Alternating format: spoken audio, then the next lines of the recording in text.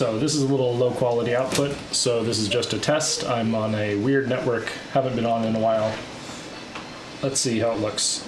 I'm thinking of doing some React Andy, and we can do some call-ins if you like. So,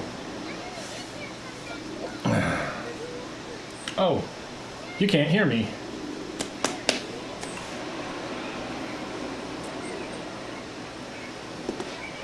What's mom doing?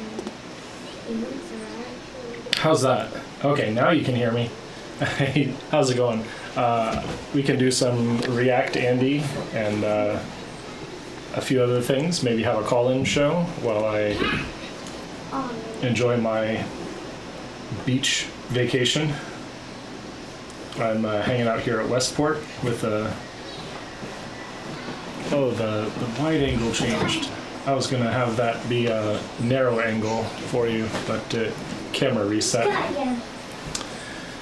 So, you can check out the call-in show in the description. And there's my Zoom. You'll be right on it. But for now, let's go with reacting to some this week's nuclear videos. It's all video game related. Video games. Oh, there we go. This is Infographics show about the Oncala reactor. Things are going to be quite Ads. different from now on. Please. As you look at the results in front of you, you start to wonder if you're going insane. Have you just made some silly mistake that's given you totally misleading test results? Because what you appear to have discovered makes no sense at all. A concentration of uranium this high? It can't be possible. You work at a uranium enrichment plant in France. You deal with uranium day in and day out, and you know just about everything there is to know. Yet you've never seen anything quite like this. Your task for the day had been to carry out a series of checks on a natural uranium sample. Nothing out of the ordinary for someone who works in a uranium plant. The only reason you were carrying out the checks was a slight isotopic anomaly in some samples from Gabon, and nobody suspected that there wouldn't be a simple explanation. But here you are, looking at a result that contradicts everything you thought you knew. These results suggest that the uranium was involved in a nuclear reaction. But how could a nuclear reaction have happened in a remote mine in Gabon?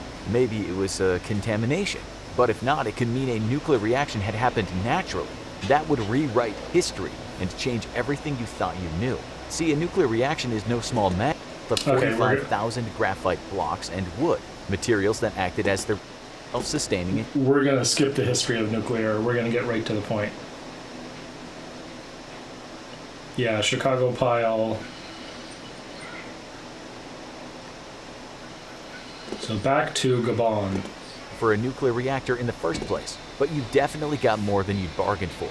You realized that there was more of the isotope uranium-235 than there should be, more than there had been in any other uranium sample ever. Natural uranium, which is taken from the crust of the Earth or rocks from the Moon, is made up of only around 0.720% of uranium-235. But rock in Oklo only contained 0.717%. It might sound like a pretty minor difference, but it's actually incredibly significant. The concentration of uranium-235 was supposed to be so constant throughout all natural sources in the solar system that it's commonly used to calibrate devices. How come this piece of uranium was breaking an established natural law? And as well as contradicting science, the finding meant that this uranium was the high-grade fissile sort. And since you needed to be sure that none of the uranium handled is used for weapons purposes, you needed to carry out an investigation. It was definitely weird, but whatever. You assumed it had to be some kind of artificial contamination. Maybe this uranium had been contaminated with depleted uranium, which has less U-235 at some point during the production process. This was sounding slightly more likely. You decided to take... You can't tell Mom what I'm about to tell you. Okay, so just to review, these scientists had been investigating the uranium concentration. First, you trace the process of sourcing uranium Africa. back in time. It had been through a long journey to get to where you are now. From the Oklo mine in Gabon to a mill nearby to a processing plant in France. And now here, in this enrichment plant. Luckily, samples of the ore were kept along each stage for the very purpose of carrying out investigations like this one. It was easy to check the properties and figure out if there had been. It was clear that this wasn't the case. If so, there would be depleted uranium missing, but there wasn't. Another theory was that a bomb had exploded in Africa without anyone noticing. Since bombs cause nuclear reactions, this would have changed the ratio of U-235 and U-238, the other isotope present in uranium. Yet the readings were found to be localized to the ore in the mine, so you had to dismiss that idea too. The mystery grew, unless a natural reaction really had happened, so you looked for fission products, the isotopes of elements created during nuclear fission. Sure enough, there they were. The uranium had somehow become a natural reactor that went critical, burned up a portion of its nuclear fuel, and then shut down. There was only one question. So this is a great video. I'll let you watch the rest of it, but this is the story of how the Gabon, the Oklo natural reactor happened. You get little zones and just the right balance of water flowed into this region, and it caused a spontaneous reaction about 2 billion years ago. So isn't that something?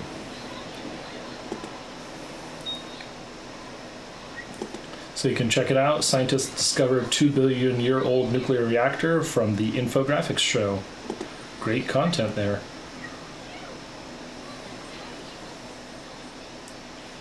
Again, I'm running a call-in show, so chat, if you're out there, you want to say hi, you just want to pester me, go ahead and hit me up, or you can call in. I'm going to put the info up on screen. Oh, you can't quite read that, can you? It is meeting ID 839-6767-6783, passcode 602352. Again, that's meeting ID 839-6767-6783. 602352 is the passcode. What's next on the list? I am, again, browsing for you from Westport, Washington. Hanging out here. Swagger Souls explains how nuclear reactors work. That's pretty cool. Is this a person on Twitch? I want to find out who this is. We'll do this one first. Though I'm waiting for Veritasium. Veritasium's gonna be really good. I've been obsessed with Hear about ITER? ITER. It's the tokamak fusion reactor that they're going to bring online in the next 5 years in France. They recently installed the cryostat, which is apparently like the largest piece. It took about a decade to forge and weld together. G'day, welcome. To be used in this reactor. It basically uses magnets to blast plasma around the circle of this donut-shaped reactor. And the faster it goes, they're hoping that they'll be able to fuse atoms together to give, a bunch of energy, and then the end goal is to have a sustaining reaction that gives more energy than that you put in. Really? They're using deuterium and tritium, or I think that's what it is, but it's two other hydrogen isotopes. Deuterium tritium reaction. Fusion? Because I heard is. they're always trying to do fusion, but it's always 20 God, years away or no some clue shit. what the fuck you just said. Can you explain that in Mason terms, nuclear please, reactors Swagger? now is nuclear fission, which is they take radioactive core, it's stuck in water, it makes heat, and it spins a big turbine. So that's all it is we need to pretty kick much. it down to elementary level. Excuse me. All right, Mason. Imagine so they're using a basically, campfire to turn a big windmill to make energy. That's what we have right now. What they're trying to do is create a miniature sun that can kind of just generate energy infinitely. So what we have in nuclear reactors is fission energy. Okay, this will be pretty good. Go check them out. That's Misfits Podcast and Misfits Podcast Clips. Good to see that, the person explaining that is Swagger Souls.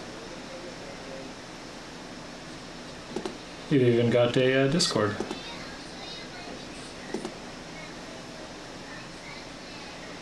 There we go.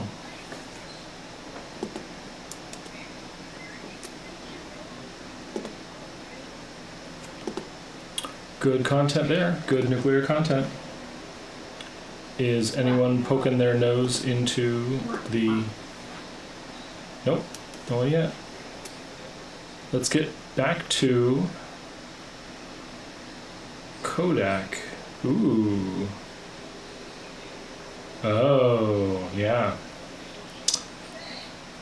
This will be a good one. 13 minutes though. We'll get to the point pretty quick. I'm gonna skip some of the explainer and shorten it for my audience. Part of this video was sponsored by HBO Max and their new show, Raised by Wolves. There's a place in the New Mexico... That's not what I wanted. Okay. Part of this video was sponsored by HBO Max and their new show, Raised by Wolves.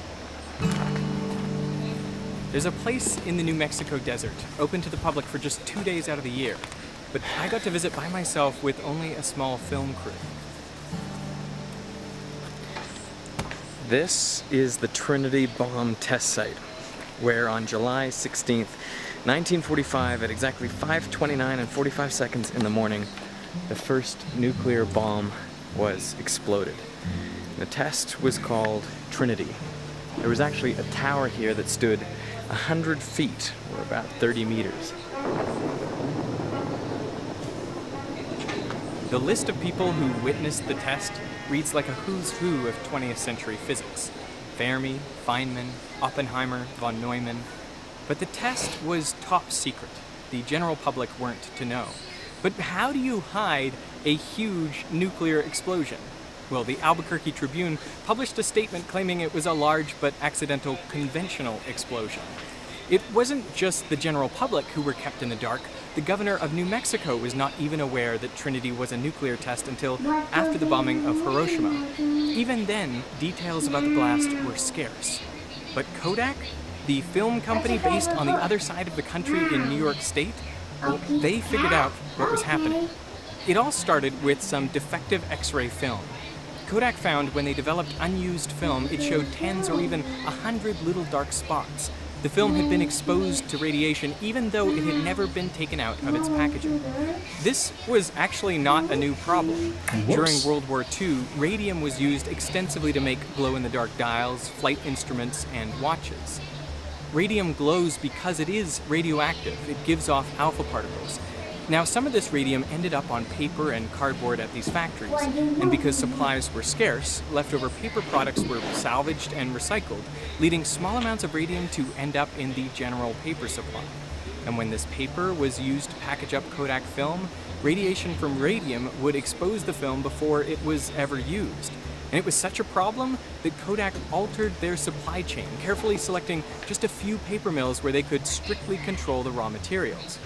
One of the mills was in Vincennes, Indiana, on the Wabash River. It made straw board, which was inserted between sheets of X-ray film. Now, for months, this straw board was working perfectly, until a batch, manufactured on August 6, 1945, started to cause spots to appear on the X-ray film. So Julian Webb, a scientist at Kodak, was tasked with solving the problem. So he punched out little holes of straw board behind where the film had been exposed, and then he measured the alpha particles coming off that material. But the level was not appreciably higher than background, and this ruled out radium and the other naturally occurring isotopes of uranium, thorium, and actinium, all alpha emitters. But when he measured beta radiation, he found significant activity. This matched what he saw on the film. The radiation penetrated several layers, something beta particles can do, but not alpha. And over a period of months, he measured the half-life of the radioactive substance, finding it was only about 30 days. This half-life, combined with the energy of the beta particles, led Webb to conclude that the radioactive contaminant was most likely cerium-141, an isotope that could only have come from a nuclear fission explosion. Whoops.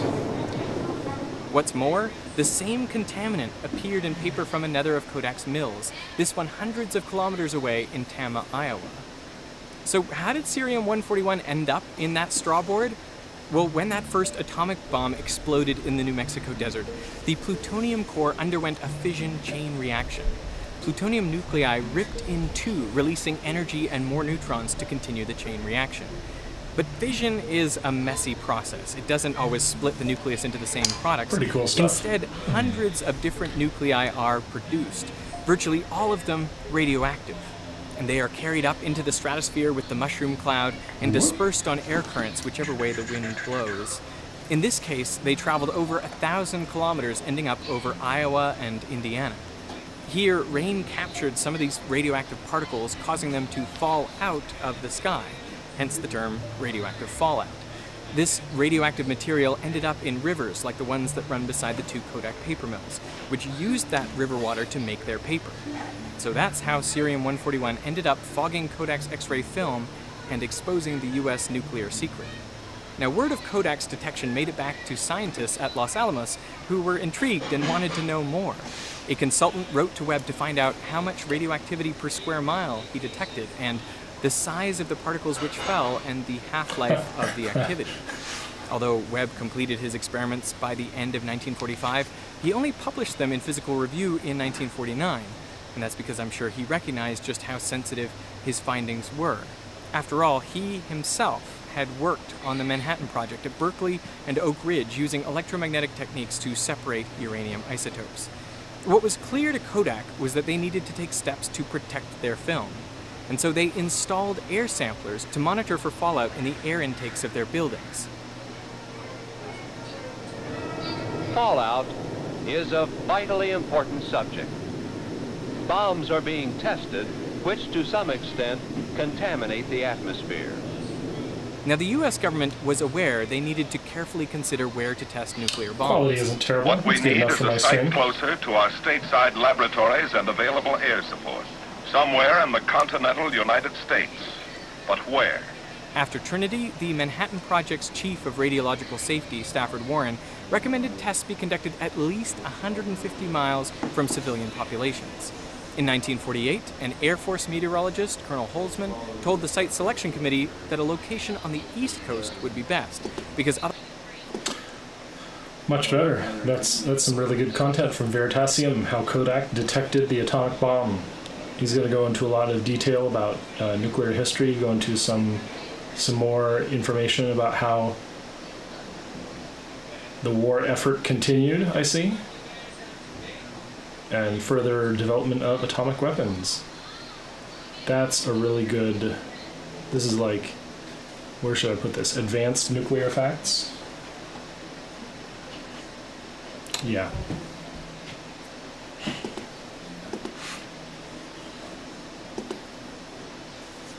I should put the Gabon. Yeah, I should put this one in nuclear facts.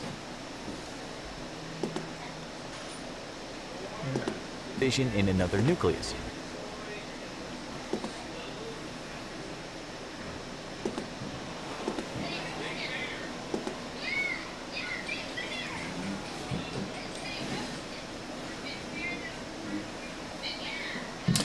So I'm pretty happy with my setup now. I've just barely got everything working pretty much the way I want it to. I can switch to camera, each of these cameras. I can also show my computer, my PC in full screen, though I need to rig up some macro to disable the Chiron while I'm in full screen. Doesn't quite work. Maybe I could change the colors of my Chiron. Interesting if you want a quick tour. This is how the audio is routed. Miraculously, in either the update of the Blackmagic or an update of Windows, there's a driver now for the Blackmagic device BMD HDMI. That's the display output audio channel. And up until this week, I couldn't get a display output channel. It was pretty frustrating. So I couldn't actually loop back my audio into my Blackmagic, but now that's possible. I'm listening to it via the speakers, and so you can see that I'm echoing every device to the output here, B1, and that B1 output is going to the Zoom meeting, and that excludes the voice meter aux input, which is coming from the Zoom meeting. So you can do this with, I might have been able to do this with voice meter potato, but I went, you know what, I do want 3 outputs because of my my ASI device. So I'm using A1, A2, and A3. So with Banana, I'd only get 2 of those, and I'd be, you know, disappointed. So, or I might be able to do it with the B1 and B2 maybe? Nah. And anyways, good stuff. It works. I'm ready to do a call-in show. I should go check the Zoom. I don't think there's going to be any... Oh, I can't do that. Abort, abort, abort. No one's called in. That's fine. Let's give the call-in information out again. It's 839-6767-6783 with a passcode 602352. I'll be here to answer any questions you've got.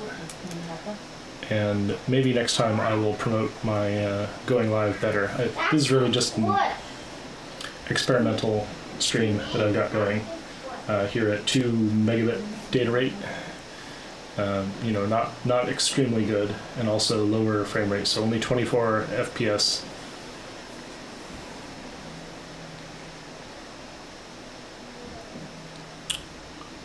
What's next? Satisfactory? More nuclear power and Satisfactory video games?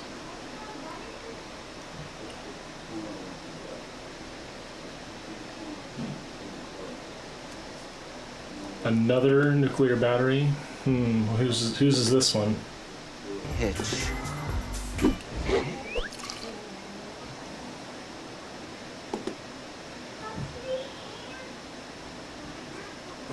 With a slight Linux bias. Sick of your smartphone dying at 3 p.m.? A U.S. startup may have the answer, as they've unveiled a battery made from nuclear waste. No, this is terrible. That battery would be thick. That would be like 2 inches thick in order to get enough energy to actually power your phone. Maybe you could trickle charge while you're not using, and so it would be a little thinner, but then you'd also have the capacitor, and it's not going to work like they're saying. I can tell that right off the bat. That could last up to 28,000 years. The power for the nano diamond battery comes from radioactive isotopes used in nuclear reactors. This radioactive core is protected by multiple layers of synthetic diamonds, one of the hardest materials to damage or break. The energy is absorbed in the diamond and used to generate electricity. The battery can be used to power devices and machines of any size, from aircraft and rockets to electric vehicles and smartphones. Okay, there's some good information there. Backup battery systems on spaceflight, extremely good for that. So we have a RTG, a plutonium-240 RTG, and using that as a primary mission power source, very important. You know, it'll give you, let's see, 70. What's the half-life of that? Is that? Let's go. Isotope Explorer. The half-life of PU-240. Go. Nope. Butterfingers. There we go. PU-240 is 6,000 years. Do I have that right? That should last for a long time.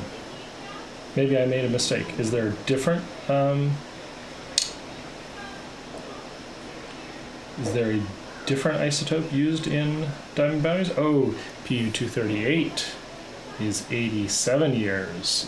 So after 90 years or so, you are at half power. So think about that. And then after another 90 years, you're at 25% power, essentially. Or maybe it has a exponential fall off because, you know, you're out in space and you have a critical mass of energy output from that. So, but basically the answer is that Voyager 1 and 2 who are exiting the solar system, or have exited the solar system and crossing the various interstellar barriers and reporting back to us, they're having to turn off all of their systems one at a time. Now, what happens in a case like that, where your primary power source decays after 70, 80, 90 years, you need a backup like this. So if you had ultra-critical systems that you want to run for thousands of years, this sounds like a good idea. Spacecraft is, in my mind, the best application of this technology. Pacemakers, but those are deep and embedded in someone's body. If this is going to last for that long, well, it better be worth it. So are you going to recover that pacemaker when I'm done with it? Why not? I'm only going to be here for 100 years. Maybe, let's see, what else? It could be all sorts of like research stations, anything else that needs to last for hundreds of years to thousands of years. This a nuclear diamond battery sounds like a really great application. But you can check out the rest of that content. It doesn't look like it's worth our time at the Linux Tech Show.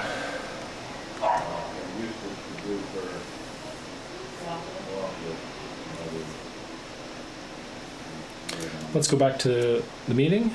No one's called in. I think it'll ring, actually. Ooh, another Kevin Blanche. Pass. A Del Mundo. I am not able to read that or understand it, so I'm sorry, I won't be covering NASA nuclear reactor on the moon. I mean, I can kind of guess that's what it's saying. We use every bowl, every plate, every plate, we have 16 things in that, and I guess we're picking out around 20 something anyway. What else is up here?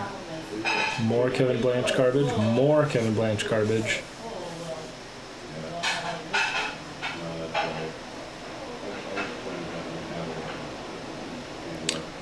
Ooh, K-171 Delta submarine. Might just learn something. He set out to develop a pen that is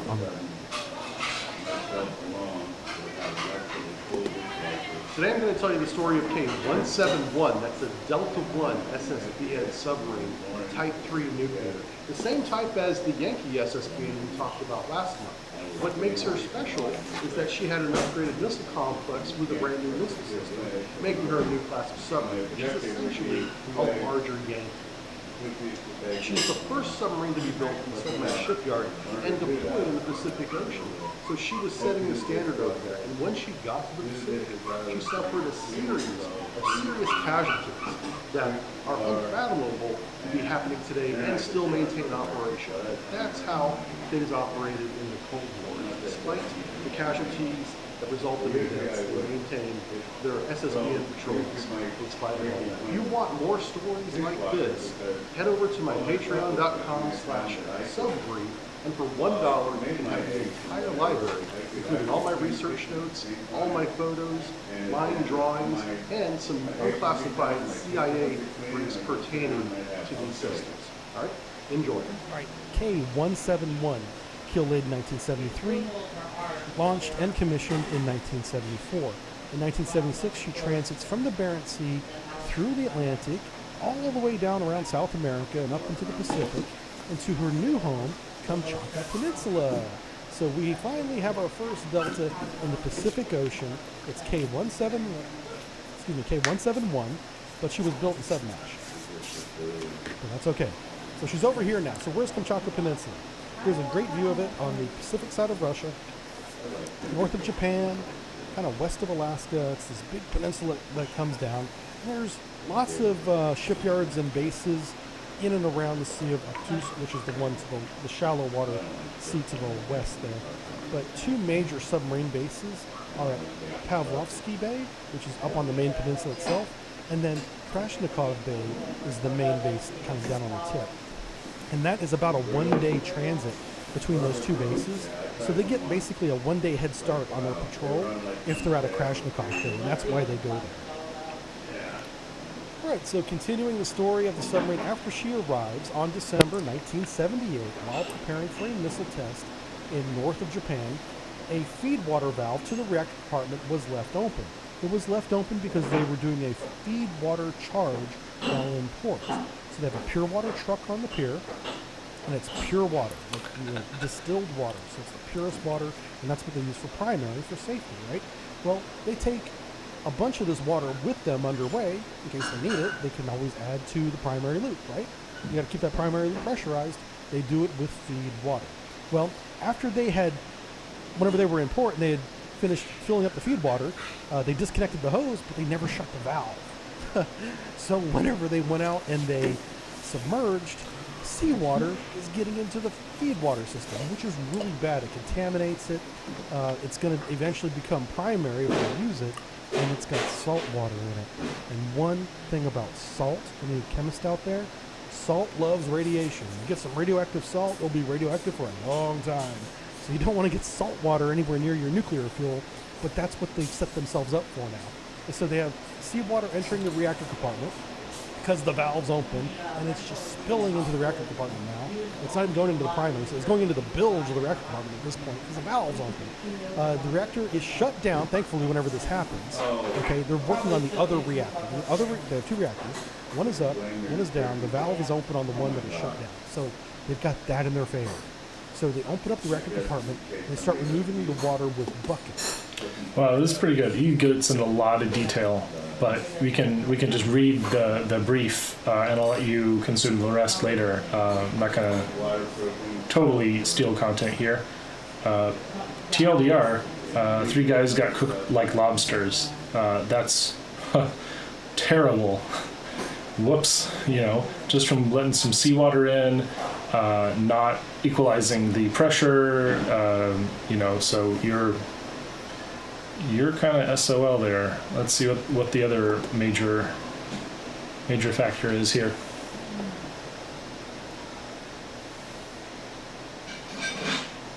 Oh, these are the continued incidents.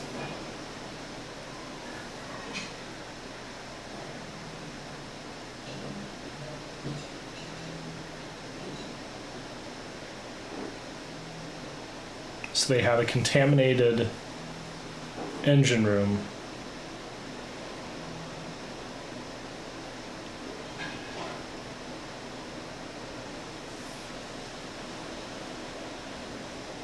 Ooh. They didn't like let those crew outside of that sealed engine room.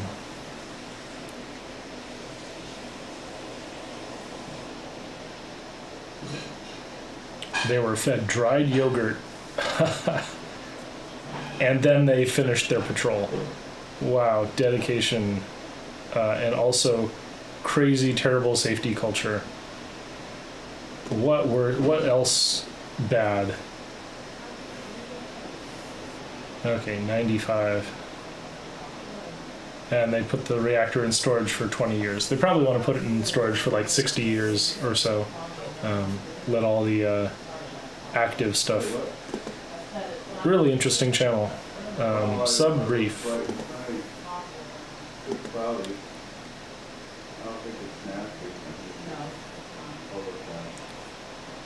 Advanced nuclear facts. Good stuff.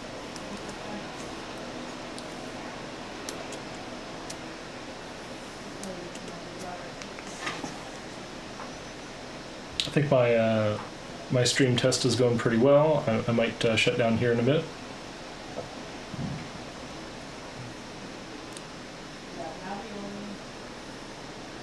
Some of these sound a little nuts. A nuclear helicopter, not sure.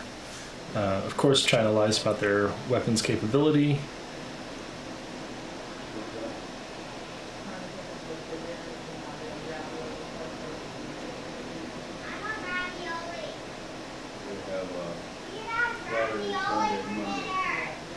Oh, this will be. Oh no, he's reacting to an original video.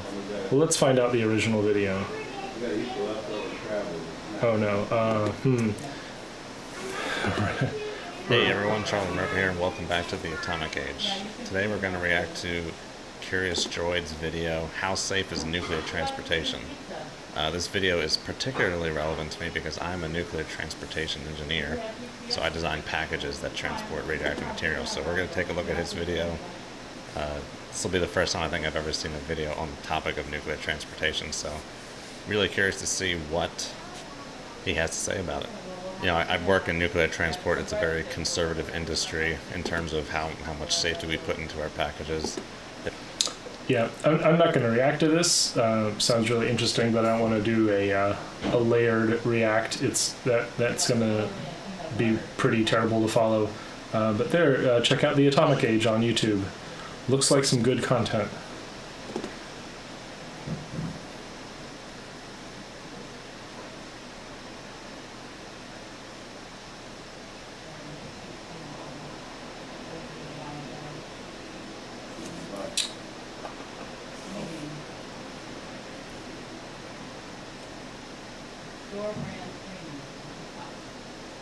Oh, protest in Germany.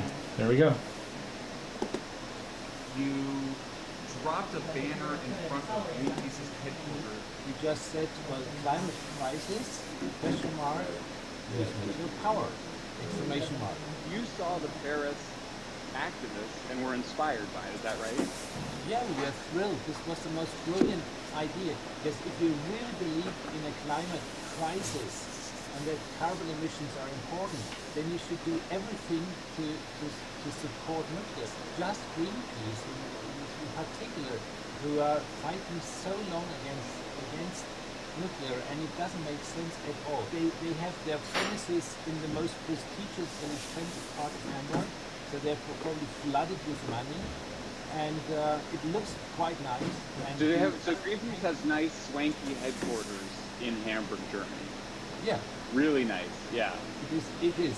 So it's very prestigious building and really nice, and just one guy dropped out and tried to throw away that banner. But the banner? Yeah. What? What happened then? Well, I was in my ice bear costume, and I really grabbed him and said, well, please, this is not what you're gonna do now. And we will, and he said in yellow, but yeah, I'll call the police. And I said, well, feel free. So we're not doing anything illegal. Did he just come out of the office and was like, I'm going to take the banner down, or what happened? Yeah. I grabbed him and with his hands and said, well, you don't do this. And threw my polar bear costume. And then he got, of course. Well, that might be one of the craziest stories to come out of the pro-nuclear movement. And yeah, so what's it been like to organize all this?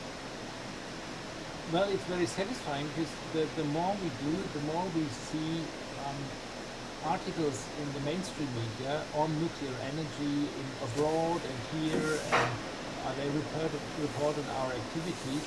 So it's really getting somewhere. And you know, the really best thing, when we started this, we said in Amsterdam 2 years ago, the founding process of the Nuclear Pride Coalition, we said we have to go to Germany because it's the most hopeless case. At the time, we had 7-8% supporters of nuclear energy in the population. I feel like watching a bit of this. 25%. So it has tripled in only 2 years. And I'm pretty sure we will get to more than 50% within a couple of years. And of course we had our ice bears there. And were you one of the ice bears? Oh, of course. I think it's always We fun say to be polar there. bears, by the way. We say polar bears. Polar bears. Okay. Many children come into the polar bear, and I engaged them, of course. And then the parents simply had to listen to what we were saying. You have faction people, you have two incredible colleagues, Rainer Klug and Anna Veronica Wendland. You are the three leaders of this incredible grassroots pro-nuclear movement. You're growing in size. There was one lady in Berlin from Berlin who traveled across the entire country from end to end participate in one demonstration, and you of course should join. Really good stuff. Michael Schellenberger is finally on YouTube and producing content. Let's see what else he's got. I should have. Yeah, definitely launched his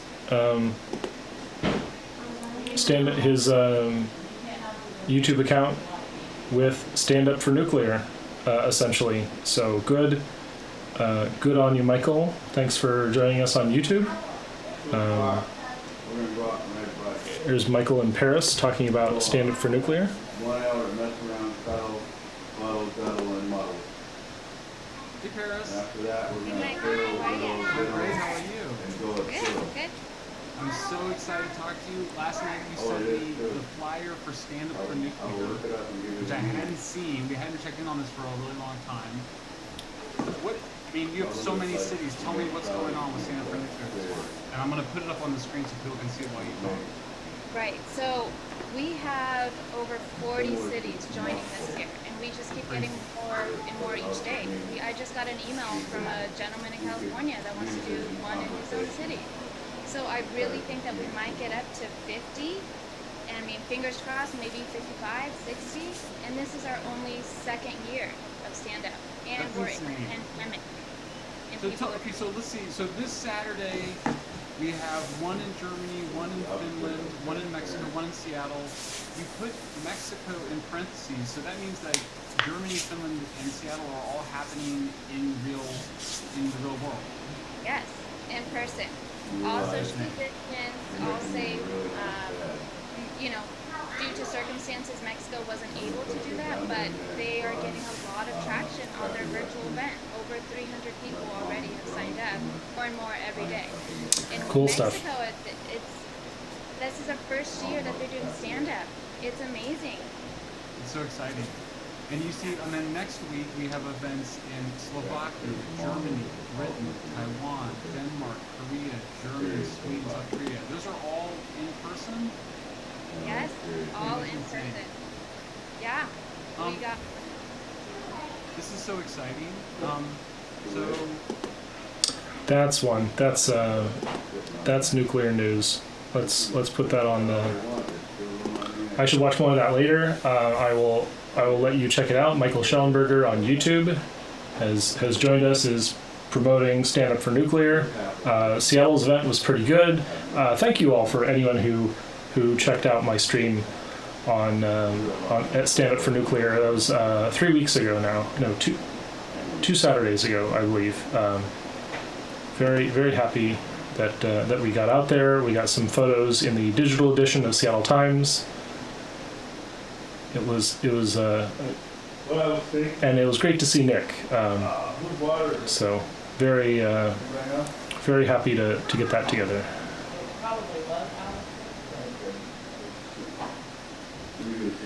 I think I'm gonna take off for the day. I'm gonna enjoy the ocean with my family,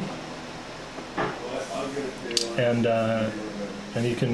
you can catch up with me on the debate shows whenever I have a chance to show up and talk. So I'll see you around. Where's my button? There it is. So.